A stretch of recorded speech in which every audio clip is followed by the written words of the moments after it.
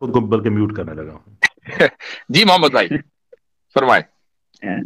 جی میرا تھوڑا سا کچھ شبہات ہیں، تو اگر آپ اسے یعنی سالو کر دیتے تو بہت زیادہ شکر ایک گزار آدھ بات ہوں گا. رکھ لیجئے، انشاءاللہ کوشش کریں گے. جی فرمائیے. جی چیپٹر نمبر 15 ورس نمبر 32 میں آتا ہے کہ اللہ asked him، یہ کہتے ہیں ابلیس سے کہتے ہیں کہ what is the matter with you that you are not among those who have frustrated themselves. تو اگر اللہ العلیم ہے یعنی all knowing ہے، then ضرورت کیا تھی پوچھنے کی؟ اچھا what's wrong with you؟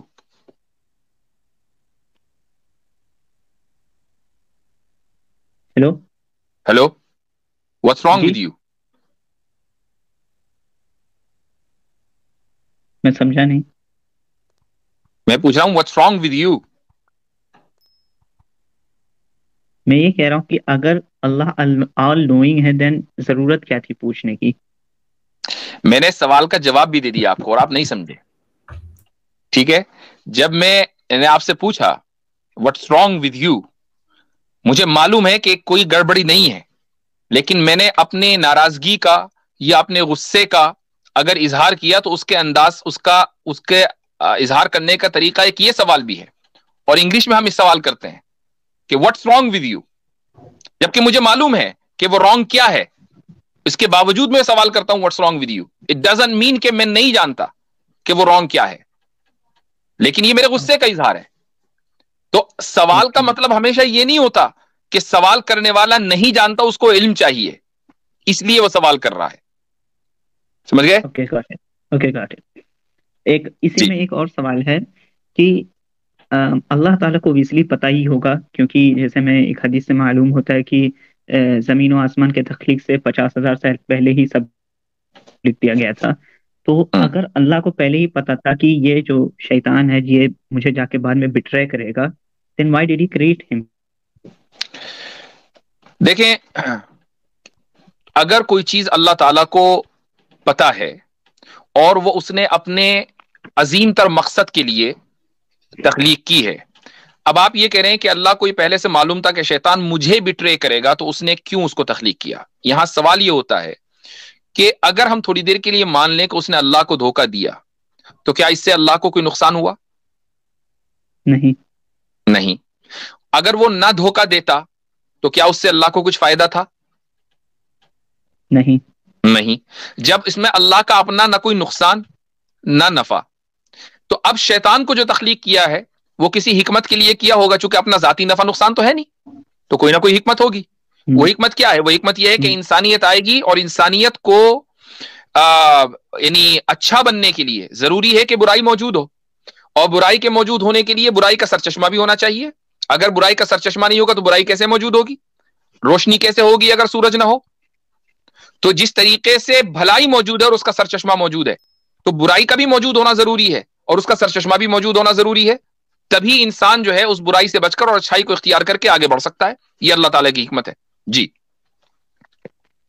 Okay got it. ایک اور سوال ہے کہ لاسٹ سوال ہے. جی فرمائیے. القضاء والقدر میں آتا ہے، جیسے نالج کا تو مجھے سمجھ میں آ گیا ہے کہ نالج کیوں ہے. اللہ کے پاس اگر نالج ہے تو اس میں ہم اس کی کوئی غلطی نہیں، مطلب اس لیے یہ تو غلطی تو ہے نہیں. اس میں یہ ایک میں پڑھ رہا تھا تو اس میں بتا رہے تھے کہ ایکشن بھی اللہ کریٹ کرتا ہے، یعنی جو میں بول رہا ہوں ابھی وہ بھی اللہ نے ہی کریٹ کر رکھا ہے پہلے سے. نہیں پہلے سے نہیں، اس کا میں میکانزم بتا دیتا ہوں کہ ہوتا کیا ہے.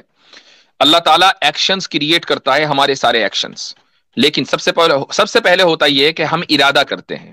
ٹھیک ہے، جب ہم ارادہ کرتے ہیں تو اللہ تعالیٰ اس ایکشن کو، کہ جس کے ایکشن کا ہم نے ارادہ کیا ہے اور وہ اس کے علم میں ہے کہ وہ ہم ایکشن کریں گے، اس کو کریٹ کرتا ہے. پہلے ہمارا ارادہ ہوتا ہے، پھر کریشن ہوتا ہے اس ایکٹ کا، پھر اس کے بعد ہم اس ایکٹ کو پرفارم کرتے ہیں جس کو ہم کسب بولتے ہیں. اور اس کسب کے اوپر جو اکاؤنٹیبلٹی ہے وہ طے ہوتی ہے، محض ارادے کے اوپر اکاؤنٹیبلٹی طے نہیں ہوتی ہے.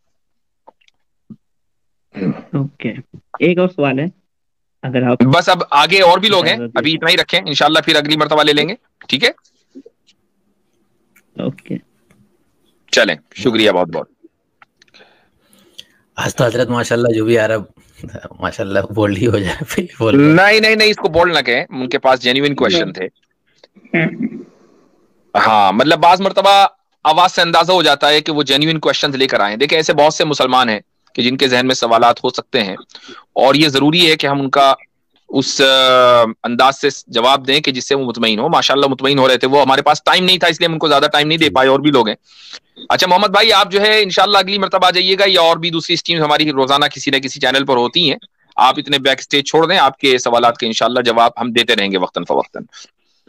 جی بھائی ارمان صاحب. جی السلام علیکم. وعلیکم السلام ورحمۃ اللہ.